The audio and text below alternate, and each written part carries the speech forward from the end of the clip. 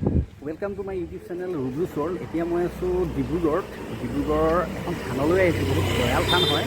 তো আপোনালোকক দেখাওঁ। থানখনৰ লোকেশ্যনটো হৈ গ'ল এইটো অকণমান আগত, এইটো যোনটো গলি দেখিছে ৰাস্তাটো, এই ৰাস্তাটো হৈ গ'ল আপোনাৰ কানৈ কলেজ, যোনখন ডিব্ৰুগড় কানৈ কলেজৰ কাষেদিয়ে এই গলিটো সোমাই আহিছে। আৰু এই গলিটোত সোমাই পেলাই ড্ৰেছৰ দাস পথ নালিয়েপুল, তো এই পথেৰে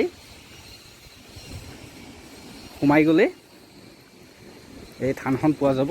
আৰু এই ৰাস্তাটোৱেদি সোমাই যাব লাগিব। চাই থাকক, মই দেখাই আছোঁ। তো থানখন হৈ গ'ল এইখনেই, মানে এই ওপৰত ঘৰ আছে আৰু সেই তলতেই মানে মন্দিৰভাগ আছে, ছাইডলৈ আছে। আৰু তাৰপিছতে মানে ইয়াৰ কথাটো হৈ গ'ল, ইয়াতে কোনো ধৰণৰ মন্দিৰ হৈ কোনো ধৰণৰ একো পোষ্টাৰিং কৰা নাই, বা তেওঁ মানে একো এটা হেৰি নাই, আৰু একদম চিম্পুলভাৱে আছে। আৰু ইয়াতে যাত্ৰী আহি পেলাই এই ভগৱানৰ শ্ৰীচৰণত চাকি বন্তি দিয়ে। তো আৰু তেনেকৈ মানুহৰ মনৰ কামনা পূৰণ হয়।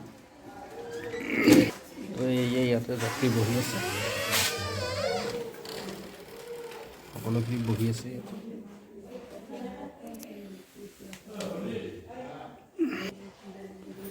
আসন হয়।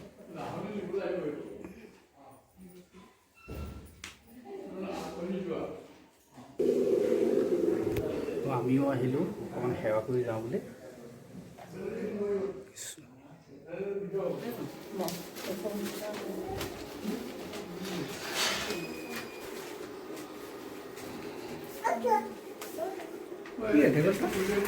এই থানখনত মানে কোনো ধৰণৰ একো পোষ্টাৰিং কৰা নাই, তেনেকৈয়ে তেখেতে একদম সহজভাৱে চিম্পুলভাৱে তেওঁ ইয়াত পূজা পাতল কৰে।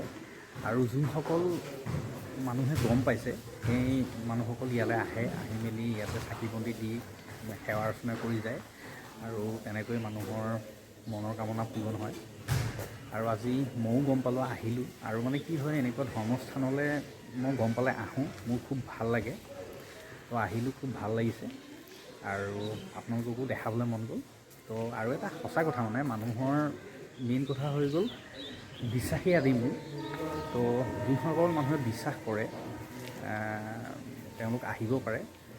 ইয়াৰ সময়টো হৈ গ'ল ৰাতিপুৱা 5টা বজাৰ পৰা, মানে ৰাতিপুৱা 5টা বজাত মন্দিৰৰ গেট খোলে আৰু তেতিয়াৰ পৰাই পূজা পাতল আৰম্ভ হয়। আৰু তেনেকৈ যাত্ৰী আহি থাকে। তো আৰু যাত্ৰী যিমান দেৰিলৈকে থাকে সিমান দেৰিলৈকে তেখেতে ইয়াত চোৱা চিতা কৰে। এয়াই আসন।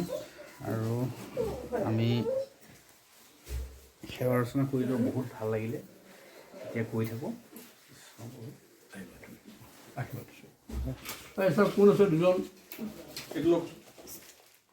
শুনি ভাল লাগিলে। এই আই মন্দিৰলৈ সকলো সম্প্ৰদায়ৰে মানুহ আহে। এই মন্দিৰ ভাগক আই মন্দিৰ বুলি কয়। তো আই মন্দিৰ দৰ্শন কৰিলেও ভাল লাগিলে। আৰু সঁচাকৈ মানে কি হয়, এই আই মন্দিৰভাগ বহুতেই দয়াল হয়। বহুত মানুহ আহিছে, আহি ধুনীয়াকৈ সেৱা অৰ্চনা কৰি গৈছে। আৰু বহুতৰ তেনেকৈ মনৰ কামনা পূৰণো হৈছে। আৰু মই মানে এনেকুৱা ধৰ্মস্থানলৈ আহি পেলাই খুব ভাল পাওঁ। আৰু সেইকাৰণে মই আহিলোঁ আৰু আপোনালোককো দেখাবলৈ চেষ্টা কৰিলোঁ। যদি আপোনালোকে সেই তেনেকৈ কাৰোবাৰ কিবা মনৰ কামনা যদি পূৰণ হোৱা নাই, ইয়ালৈও আহিব পাৰে, আহি ধুনীয়াকৈ দৰ্শন কৰি যাব পাৰে। তো ইমানেই আছিলে আই মন্দিৰৰ বিষয়ে।